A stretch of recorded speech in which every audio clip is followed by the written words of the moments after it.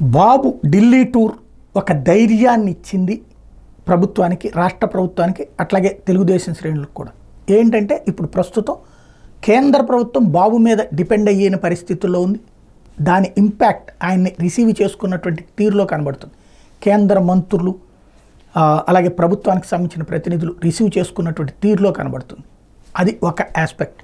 రెండవది, అటు మంత్రులతో వరుసగా కలిసినటువంటి సందర్భంగా బాబు మాటలకి వాళ్ళు ఇస్తున్న విలువ, బాబు సూచనల్ని అమలు చేస్తామని చెప్తుండటం, అట్లాగే బాబు కోరినటువంటి వాటి విషయంలో పాజిటివ్గా ఆలోచించడం అన్నట్టు. కేంద్ర నిధులు గతంలోనూ వచ్చినాయి, బోలెడన్ని వచ్చినాయి, ఇప్పుడు మరిన్ని ఉంటాయి. రెండవది, అప్పట్లో కేంద్ర నిధులు ఇచ్చినా ఇక్కడ మధ్యలో ఆగిపోయిన పనులు ఉన్నాయి. ఎందుకు? రాష్ట్ర వాటా ఇవ్వకపోవడం.